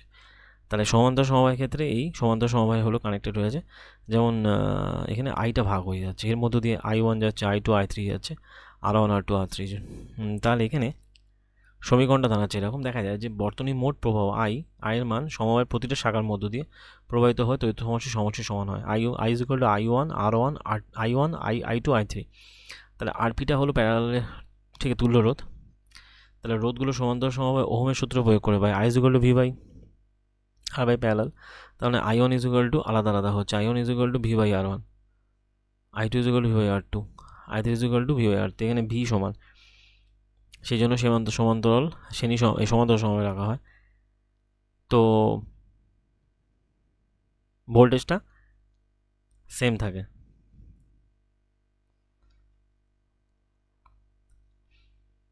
সেই জন্য দেখবে বাড়িতে যে করা হয় সার্কিট বাড়িতে যে ইলেকট্রিক কারেন্ট দেওয়া হয় সেটা কিন্তু প্যারালালে করা হয়, কারণ বিভিন্ন বিভিন্ন পরিমাণে কারেন্টকে পাঠানো হয় যেখানে ভোল্টেজটা এক থাকে। তার মানে আমরা এখান থেকে সিদ্ধান্ত নিতে পারি যে ওই এটা হলো তুল্য রোধের মান RP is equal two 1/R1 plus 1/R2 plus 1/R3। ঠিক আছে, এখন যদি ঠিক দুটোর মধ্যে হয় তাহলে আমরা ডাইরেক্ট বাই করতে পারি যে 1/RP is equal two 1/R1 plus R2। তার মানে আরপি ইজ ইকুয়াল টু আমরা ডাইরেক্ট করবো R1 R2 by R1 plus R2। এটাই হলো আমাদের অ্যাকচুয়ালি শর্টকাট। যদি ঠিক দুটো অ্যাকচুয়ালি দেয়, দুটো বর্তনী মানে দুটো রোধের মধ্যে তুল্য রোধ বার করো, তখন কিন্তু এই ফর্মুলা পড়বে। বাদ বাকি নাহলে তিনটে হলে এই ফর্মুলা হলে করা যাবে। এখানে অঙ্ক দেওয়াও আছে যে তিনটে রোধ দেওয়া আছে, 12 ভোল্ট ব্যাটারি সে যুক্ত আছে, তার মধ্যে তাহলে আয়ের মান প্রত্যেক ক্ষেত্রে কত হবে? প্রত্যেক ক্ষেত্রে তাহলে 12 ভোল্ট, মানে ওখান থেকে আয়ের মান বার করতে হবে 12/5, 12/10, 12/30 এরমভাবে প্রত্যেকটা ক্ষেত্রে I1 I2 I3 মান আমরা বার করতে পারবো। তাহলে বর্তনীর মধ্য দিয়ে মোট প্রবাহ মাত্রা কত মান বার করতে পারবো? I1 I2 plus I3। সেখান থেকে কত হলো 4 ওহম, তার মানে মোট রোধ কত হবে? RP is equal to 3 ohm বার করতে পারছি। তো এখান থেকে ওই R1 R2 R3 R4 R5 এর মান দেওয়া আছে, ব্যবস্থার মধ্যে দিয়ে 12 ভোল্টে যুক্ত আছে, তাহলে প্রত্যেক ক্ষেত্রে তাদের তুল্য রোধ বার করবো আগে।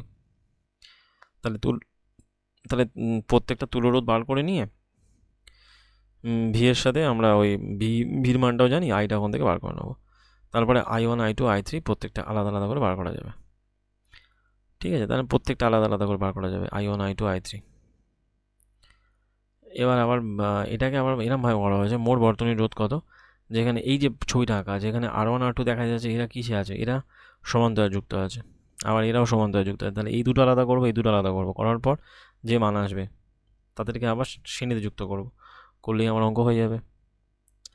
তাহলে যদি R1 R2 এই মান চলে 5/40, আবার এদের তিনটের মানকে সমান্তরাল করলাম দুটো, তারপরে যে মান এলো তাদেরকে একসাথে সমান্তরাল করে দিলে তার মানে আমার টোটাল দুটো রোধ পেয়ে গেলাম। ভির মান জানি, তাহলে V is equal two IR, ভির মান 12, আয়ের মান জানি না, আর এর মান 18 এসছে, তাহলে 12/18 ইজ ইকুয়াল টু I, তাহলে 2/3 0.67 অ্যাম্পিয়ার হয়ে গেল। সেই জন্য যে কোনো বাড়ির স্থিতি মানে এই কারেন্ট ব্যবস্থাকে সমান্তরাল যুক্ত করা হয়। এখন চলে আসছে এর মধ্যে একটা ইম্পর্টেন্ট জিনিস, সেটা হলো তড়িৎ প্রবাহের তাপীয় বল, যাকে বলা হয় heating effect of the electric current. যে একটা ব্যাটারি বা একটা তড়িৎ কোষ হলো একটা তড়িৎ শক্তির উৎস, এটা তো আমরা আগেই জানি।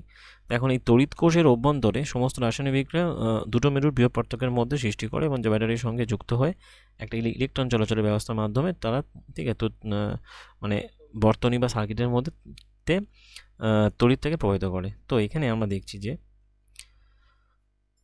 যে উৎস শক্তির এক অংশ তড়িৎ প্রবাহ বজায় রাখার জন্য ব্যয় হয় এবং যা প্রয়োজনীয় কার্যে ব্যবহৃত হয়, যেটা ওই বিভিন্ন মানে শক্তি হিসেবে ব্যয় হতে পারে। তো যার জন্য কি হয় যে একটা বৈদ্যুতিক পাখা যদি আমরা দীর্ঘক্ষণ ধরে চালাই, দেখা যাবে সেটা গরম হয়ে ওঠে। তো বর্তনীর বিশুদ্ধ রোধক যুক্ত হয়, কিন্তু যদি কোনো বর্তনী বিশুদ্ধ রোধ যুক্ত হয় তাহলে ব্যাটারির সঙ্গে শুধুমাত্র রোধ সমূহ যুক্ত থাকে এবং উৎস থেকে সম্পূর্ণ শক্তিটা তাপ শক্তি হিসেবে অপচয় হতে থাকে। তো এটাই তড়িৎ প্রবাহের তাপীয় ফল হিসেবে ধরা হয়। অর্থাৎ ধরা হচ্ছে যে একটা আর মানে যদি রোধকে আমরা একটা রোধকের মধ্য দিয়ে, আর মানে রোধের সম্পন্ন রোধকের মধ্য দিয়ে যে আয়িত প্রবাহ চালনা করি, তাহলে দেখবো তার প্রান্তীয় বিভব পার্থক্য সৃষ্ট যে ভি, এবং যদি টি সময় ধরে এর মধ্য দিয়ে কিউ পরিমাণ তড়িৎ আদান প্রবাহিত হয়, তাহলে দেখা যাবে যে বিভব পার্থক্য মানে ভি বিভব পার্থক্যের মধ্য দিয়ে কিউ পরিমাণ আদান প্রবাহিত হতে তার কৃতকার্য হয় ভি কিউ। সুতরাং উৎসটিকে টি সময় ভি কিউ পরিমাণ শক্তি সরবরাহ করতে হবে। তো এই শক্তিটা, তাহলে শক্তি মানে কি হয়? শক্তি মানে আমরা কি জানি? শক্তি মানে জানি আমরা ডাব্লিউ/টি, মানে আগের চ্যাপ্টারে যেটা আমরা পড়েছিলাম কৃতকার্যতে, ডাব্লিউ/টি, যেখানে ডাব্লিউ ইকুয়াল টু কী হয়, ভি কিউ/টি। তাহলে আবার ভি কিউর মধ্যে আবার কিউ/টিকে যদি আমরা আলাদা করে নিই, তাহলে কিউ/টি মানে কী হয়, ভিআই। তার মানে চলে আসে আমাদের পি ইকুয়াল টু ভিআই। এই ফর্মুলাটা দিয়ে আমাদের অঙ্ক আছে। এখন এটাকে আমরা কীভাবে প্রমাণ করব সময় সাপেক্ষে, যে বর্তনী কর্তৃক টি সময় পরে সর্বাধিক শক্তি হলো পি ইন্টু টি। যদি টি সময় ধরে চলে তাহলে যে পরিমাণ শক্তি হচ্ছে পি ইন্টু টি, তাহলে পিটি মানে কী হচ্ছে, ভিআইটি। এখন উৎস কর্তৃক ব্যয়িত এই শক্তির পরিণতি কী হয়, সেটাকে আমরা তাপশক্তি রূপে অপচিত হয়, এবং সেটাকে আমরা তাপশক্তি হিসাবে প্রমাণ করি এইচ। তাহলে এইচের মান হয়ে থাকে বিআইটি। তাহলে কি পেলাম আমরা এখান থেকে? প্রথমে আমরা কৃতকার্য জেনেছিলাম কি, কৃতকার্য মানে কি হয়, কৃতকার্য মানে বল ইন্টু সরণ। ওকে। আবার ক্ষমতা মানে কি, একক সময় একক হারে কৃতকার্যের হারকে বলা হয় ক্ষমতা, যেটা মানে কি হয় এফ ইন্টু এস/টি। তার মানে কী হচ্ছে এফ ইন্টু ভি। এখানে আমরা যাবো না সেটা, আমরা এখানে যাবো ক্ষমতা হিসাবে। এখানে আমরা কৃতকার্য হিসাবে দেখলাম যে কিউ পরিমাণ আদানকে সরাতে যে পরিমাণ, তার মানে এখানে ভিউ এর মান হচ্ছে কি ডাব্লিউ/কিউ। তার মানে W is equal to V Q. তাহলে এখানে W is equal to V Q পেয়েছি আমরা। আর ক্ষমতা মানে কি, কৃতকার্যের হার। ক্ষমতা মানে কৃতকার্যের হার ডাব্লিউ/টি, যেখানে ডাব্লিউ ইজ ইকুয়াল টু কত হয়, ভি কিউ।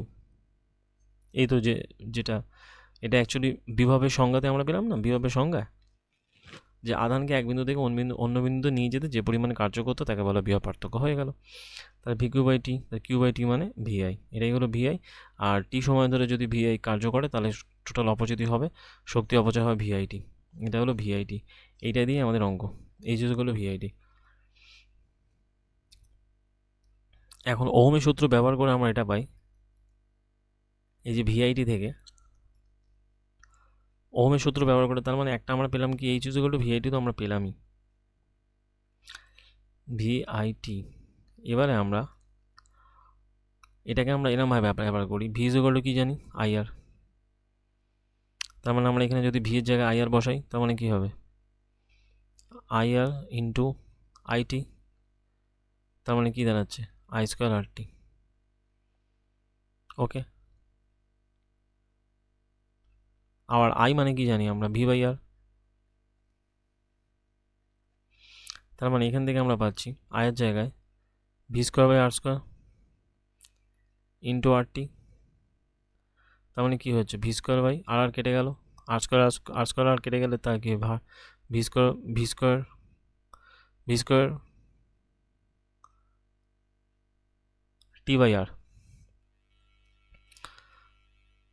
অর্থাৎ এখান থেকে আমরা দুটো সমীকরণ পেলাম, বা তিনটে সমীকরণ পেলাম, I square R T, V square T R, অথবা ভিআইটি।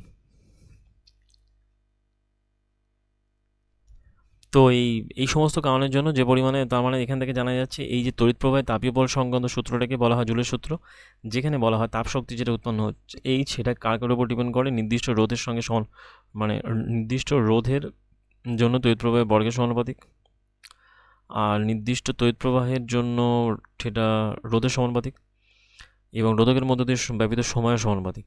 বাস্তব ক্ষেত্রে এটা জানা যায় ভোল্টেজ সোর্স হিসেবে। তাহলে বৈদ্যুতিক যন্ত্রে যুক্ত করা আই ইকুয়াল টু ভিআর সম্পর্কটার সাহায্যে আমরা তড়িৎ প্রবাহ গণনা করতে পারি। এখান থেকেই দেখানো হয়েছে, এটা চাবি অন আছে, কারেন্ট ফ্লো যাচ্ছে, পজিটিভ থেকে নেগেটিভ দিকে যাবে, ইলেকট্রন স্রোত উল্টো দিকে যায়, এটা ইলেকট্রনের স্রোত, এটা কারেন্টের স্রোত। দুটো প্রান্তের বিভব পার্থক্য এক্স হয়। এই ভোল্টমিটার দিয়ে মাপা হচ্ছে, যেটা সমান্তরালভাবে যুক্ত আছে, এটা হলো আর। তাহলে এর মধ্য দিয়ে তড়িৎ প্রবাহ যাচ্ছে। এবার এখানে আমরা ওইটা দিয়ে কী পরিমাণে তাপ উৎপন্ন হচ্ছে সেটা বার করবো। যে বলা হচ্ছে যে একটা বৈদ্যুতিক ইস্ত্রি সর্বোচ্চ হারে তাপ উৎপন্ন করলে ব্যয়িত শক্তিটা হার হয় 840 ওয়াট। ওকে, তার মানে এখান থেকে আমরা পি পেয়ে গেলাম 840 ওয়াট। আগে এটা লিখে রাখি। সর্বনিম্ন হারে তাপ উৎপন্ন করলে হয় 360 ওয়াট। 360 ওয়াট। বিভব পার্থক্য মান যদি এত হয়, 220 হয়, তাহলে প্রতি ক্ষেত্রে তড়িৎ প্রবাহের মান কত হবে? তাহলে ওই যখন তাপ উৎপন্ন সর্বোচ্চ হারে হয় তখন 840কে 220 দিয়ে ভাগ করতে হবে, করলে 3.82। আর যখন বৈদ্যুতিক ইস্ত্রিতে তখন কত হচ্ছে? বৈদ্যুতিক ইস্ত্রিতে তাহলে কত হচ্ছে? ওই টোটাল কারেন্টে যাচ্ছে, এই রোধ কত হচ্ছে? 57.60। তাপ উৎপাদন যখন নিম্ন হারে হয় 360 বাই তখন 220 করলে 1.64। আর বৈদ্যুতিক ইস্ত্রিতে রোধ কত হচ্ছে? এই যে পি ইজগুলো ভিআই, আমরা জানি ইনপুট ক্ষমতাগুলো পি ইজগুলো ভিআই না? ক্ষমতাগুলো কী করেছিলাম? ডাব্লিউ/টি। তো ডাব্লিউ মানে কি? ডাব্লিউ মানে ভি কিউ বাই টি। তার মানে কি হচ্ছে? ভি ইন্টু আই না, কারণ হচ্ছে কিউ বাই টি। কারণ কিউ বাই টি ইজগুলো আই। তো ওকে, তার মানে এখান থেকে ওই সর্বনিম্ন হারে যে পরিমাণে আইটা বার করে নিই, তারপরে তার ঠিক রোধটা বার করা হচ্ছে। এরপরে যেটা বলা হচ্ছে যে 4 ওহম রোধের মধ্যে দিয়ে প্রতি সেকেন্ডে যদি 100 জুল তাপ সৃষ্টি করা হয়, তাহলে রোধ তৈরি প্রান্ত বিভব পার্থক্য কত হবে?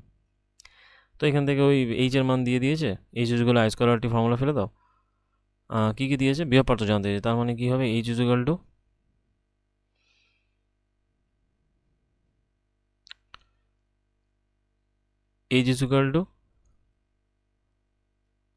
এই যে আমরা ফর্মুলা করলাম আই স্কোয়ার আর টি অথবা ভিআইটি। কিন্তু এখানে আমাদের তো রোধটাও আছে, তার মানে ফর্মুলা কোনটা পড়বে?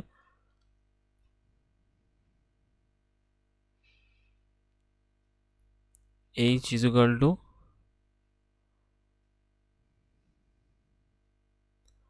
আই আর টি।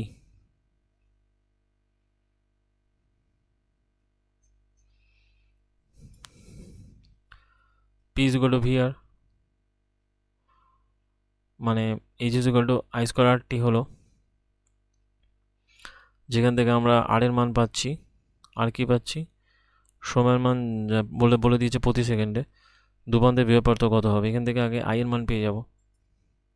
তাহলে এইচ এর মান 100 জুল, আই এর মান জানি না, এর মান 4, আর এর মান টি। তার মানে কত হচ্ছে? 25। তার মানে আই এর মান কত হচ্ছে? 5 অ্যাম্পিয়ার। এবার বলেছে কি বিভব পার্থক্য কত? তার মানে দুপান্তের রোধ বলে দিয়েছে, তাহলে V is equal to I R. রোধ কত? 5 ইন্টু 4, 20 ভোল্ট হলো রোধ। এই ফর্মুলা দিয়েও করা যায়, আবার এটা দিয়েও আই স্কোয়ার আর টি থেকে আই এর মান বার করে ভি ইজ ইকুয়াল আই এর ফর্মুলা ফেলে দিলেও করা যায়। তাহলে এখান থেকে 20 ভোল্ট হয়ে যাবে। ব্যাস হয়ে গেল। এরপরে চলে আসে তাপীয় প্রবাহের ব্যবহারিক প্রয়োগ, সব থেকে ইম্পর্টেন্ট এটা, যে এই যে জুলের তাপীয়, যেটাকে বলা হয় জুল ক্রিয়া, যে পরিবাহীতে তাপের উৎপত্তি হলো এবং তাপ উৎপন্ন মানে তাপের উৎপত্তি হলো তড়িৎ প্রবাহ অনিবার্য ফল। যে মানে তড়িৎ প্রবাহিত হলে তাপ উৎপন্ন হবে, এটা অনিবার্য ফল। অনেক ক্ষেত্রে দেখা যায় ব্যবহৃত তড়িৎ শক্তি অবাঞ্ছিত তাপ শক্তিতে পরিণত হয়। যে পরিমাণে আমরা তড়িৎ শক্তি ব্যবহার করলাম সেটা অবাঞ্ছিত তাপ শক্তিতে পরিণত হয়, এবং তড়িৎ বর্তনীতে অবাঞ্ছিত তাপ উৎপাদনে বর্তনীর তাপমাত্রা বৃদ্ধি করতে থাকে, যার ফলে বৈদ্যুতিক বৈশিষ্ট্যের পরিবর্তন ঘটে। যদিও তড়িৎ প্রবাহের তাপীয় ফল অনেক ব্যবহারিক প্রয়োগ আছে, যেমন বৈদ্যুতিক ইস্ত্রি, বৈদ্যুতিক টোস্টার, বৈদ্যুতিক চুল্লি, বৈদ্যুতিক কেটলি, বৈদ্যুতিক হিটার ইত্যাদি জুড়ে তাপীয় ক্রিয়ার উপর প্রতিষ্ঠিত কতগুলো পরিচিত যন্ত্রাবলী। তো তড়িৎ প্রবাহের তাপীয় ফল আলো উৎপাদনের জন্য ব্যবহৃত হয়, যেমন বৈদ্যুতিক বাল্ব। যে কারেন্ট চললে তবে তাপ উৎপন্ন হচ্ছে, এক্ষেত্রে ফিলামেন্ট অবশ্য উৎপন্ন তাপের যত সঙ্গে ধরে রাখতে পারে, যত সঙ্গে সেটা উত্তপ্ত হয় আলো বিকিরণ করে। এই উচ্চ তাপমাত্রা এটা অবশ্য গলবে না, কারণ টাংস্টেনের গলনাঙ্ক উচ্চ গলনাঙ্ক বিশিষ্ট দৃঢ় ধাতু বাল্বের ফিলামেন্ট দিয়ে তৈরি। তাপ রোধক সহায়ক বস্তু ব্যবহার করা হয় সেখানে ফিলামেন্টকে টিকে রাখে। তো ফিলামেন্টের স্থায়িত্ব বৃদ্ধি করার জন্য রাসায়নিকভাবে তাকে নিষ্ক্রিয় নাইট্রোজেন, এইটা ইম্পর্টেন্ট, তার মধ্যে কী কী দেওয়া হয়? নিষ্ক্রিয় নাইট্রোজেন এবং আর্গন গ্যাস দিয়ে ভর্তি করা হয়। কোনটা? বাল্বকে নিষ্ক্রিয় নাইট্রোজেন এবং আর্গন গ্যাস দিয়ে ভর্তি করা হয়। তো ফিলামেন্ট দ্বারা গৃহীত তড়িৎ শক্তির বেশিরভাগই তাপ হিসেবে ব্যবহৃত হয় এবং খুব ক্ষুদ্র অংশ আলো হিসাবে বিঘটিত করে, যে পরিমাণে তাপ নিচ্ছে আর কি, যে পরিমাণে কারেন্ট নিচ্ছে সে। তো জুলের তাপীয় ক্রিয়া আরেকটা প্রচলিত ব্যবহার হলো তড়িৎ বর্তনীতে ব্যবহৃত ফিউজ তার। মোস্ট ইম্পর্টেন্ট এটা, যে একটা বর্তনীতে বা একটা যন্ত্রপাতিতে অবাঞ্ছিত অতিরিক্ত তড়িৎ প্রবাহকে বন্ধ করে এবং নষ্ট হওয়ার হাত থেকে যন্ত্রপাতিকে রক্ষা করে থাকে। তাহলে সেক্ষেত্রে ফিউজ তারের ক্যারেক্টার কী হতে হবে? যন্ত্রের সঙ্গে ফিউজকে শ্রেণী সংযুক্ত করতে হবে, মোস্ট ইম্পর্টেন্ট। যেমন অ্যামিটার কানেক্ট করা হয় শ্রেণী সহ তাকেও তাই করতে হবে। এক টুকরো তার বা নির্দিষ্ট গলনাঙ্ক বিশিষ্ট ধাতব পদার্থ, সংকর ধাতু যেমন অ্যালুমিনিয়াম, তামা, সীসা, লোহা ইত্যাদি তৈরি করা তার ব্যবহার করতে হবে। যদি বর্তনীর মধ্য দিয়ে নির্দিষ্ট সীমা অপেক্ষা বেশি তড়িৎ প্রবাহিত হয়, তাহলে ফিউজ তার কেটে যাবে, তাপমাত্রা বাড়তে থাকবে, তাই ফিউজ তার গলে যাবে এবং বর্তনী ছিন্ন হয়ে যাবে, ফলে যন্ত্রপাতিগুলো বেঁচে যাবে। এবং ফিউজ তারটা সাধারণত পোর্সেলিন বা সমজাতীয় পদার্থ দিয়ে খোলকে অভ্যন্তরে রাখা হয়। যেমন বাড়িঘরে সাধারণত ফিউজ তারের রেটিংগুলো হয়ে থাকে 1 ampere, 2 ampere, 3 ampere, 5 ampere, 10 ampere পর্যন্ত। 1 কিলোওয়াট ক্ষমতার একটা বৈদ্যুতিক ইস্ত্রি যদি 220 ভোল্ট লাইনে যুক্ত থাকে, তবে বর্তনীতে তড়িৎ প্রবাহ হবে 4.5 অ্যাম্পিয়ার। তার মানে 5 অ্যাম্পিয়ার রেটিং ফিউজ হলে অবশ্য 5 অ্যাম্পিয়ারের রেটিংয়ে ফিউজ ব্যবহার করতে হবে।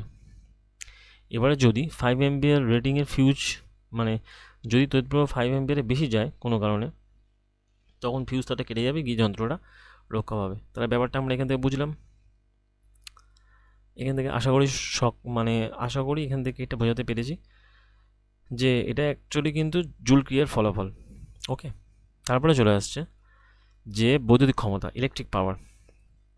তাহলে আমরা ওখান থেকে তো দেখলাম P equal to VI equal to মানে সেখান থেকে আসছে V equal to P equal I square R বা ভি স্কোয়ার বাই আর। এই তিনটে সমীকরণ হলো। তার মানে পি ইজুগল টু তিনটে সমীকরণ পেলাম আমরা, 1, 2, 3। একটা হলো ভিআই, একটা হলো আই স্কোয়ার আর একটা হলো ভি স্কোয়ার বাই আর। তো এসআই পদ্ধতিতে বৈদ্যুতিক ক্ষমতা হলো ওয়াট। এটা মানে কি, 1 ভোল্ট বিভব পার্থক্য ক্রিয়াতে 1 ভোল্ট বিভব পার্থক্যে ক্রিয়ারত 1 অ্যাম্পিয়ার তড়িৎ প্রবাহ বহন করে যন্ত্রের ক্ষমতা হলো 1 ওয়াট। তাহলে 1 watt is equal to 1 volt into 1 ampere, P is equal to VI হয়ে গেল, P is equal to V into I.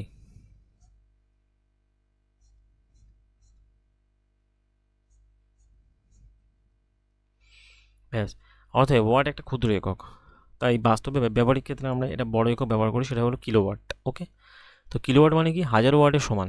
1 kilo মানে 1 কে মানে কত, 1000 ইউনিট। তো 1 কিলো ওয়াটের সমান। এখন বলা হচ্ছে যে বৈদ্যুতিক শক্তি হলো ক্ষমতা এবং সময়ের গুণফল। তার মানে বৈদ্যুতিক শক্তিকে একক হলো ওয়াট আওয়ার, এটাকে বলা ওয়াট আওয়ার। যদি 1 ঘন্টা যাবত 1 ওয়াট ক্ষমতা সম্পন্ন শক্তি ব্যয়িত হয়, তাহলে 1 ওয়াট আওয়ার হবে। এবং বৈদ্যুতিক শক্তি বাণিজ্যিক একক হলো কিলোওয়াট। সাধারণত এটাকে 1 ইউনিট বলা হয়। তাই এটাকে আমরা প্রকাশ করি কীভাবে, 1 কিলোওয়াট ঘন্টা, যার মান হচ্ছে 3.6 10⁶ ওয়াট সেকেন্ড মানে হলো জুল। এটাকে বলা হয় জুল, শক্তির একক।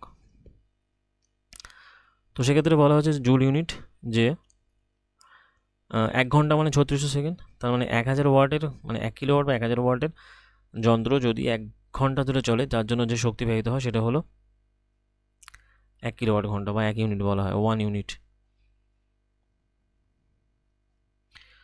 তার মান হচ্ছে 3.6 10⁶ জুল হয়ে গেল। এখানে একটা ব্যাপার আছে যে বহু লোকের ধারণা তড়িৎ বর্তনী ইলেকট্রন গৃহীত হয়। না, একদম না। ইলেকট্রিসিটি বোর্ড বা ইলেকট্রিক কোম্পানি দ্বারা শক্তির জন্য তৈরি যন্ত্রপাতি, বৈদ্যুতিক বাতি, ফ্যান ইত্যাদি বিদ্যুৎ ইলেকট্রন প্রবাহিত হয় এবং আমরা মূল্য প্রদান করি তার জন্য। যে পরিমাণ শক্তি পাবো তার জন্য আমরা মূল্য প্রদান করি। তো এখান থেকে একটা অঙ্ক রয়েছে ঠিক নিউমেরিক্যাল, যে বলা হচ্ছে 220 ভোল্টের একটা বৈদ্যুতিক জেনারেটর সঙ্গে যুক্ত আছে বৈদ্যুতিক বাতি, তড়িৎ প্রবাহ 0.5 অ্যাম্পিয়ার হলে বৈদ্যুতিক ক্ষমতা কত। P equal to VI formula ফেলে দাও, 220 ভোল্ট ইন্টু 0.5 করলে যত হয় 110 ওয়াট। তাহলে এবার যদি এটাকে আমরা কিলোওয়াট ঘন্টা ফেলি, 100 ওয়াটকে যদি আমরা 1000 দিয়ে ভাগ করি, তখন হবে কিলোওয়াট। একে ভাগ করে দাও, 11/1000, 11/100, পয়েন্ট মানে 0, পয়েন্ট খাইয়ে 0, আর একটা 0 খাইয়ে 0, তার মানে কত হচ্ছে, 10 কাবালে 1000, 100, পয়েন্টের জন্য 0, 101, এত কিলোওয়াট।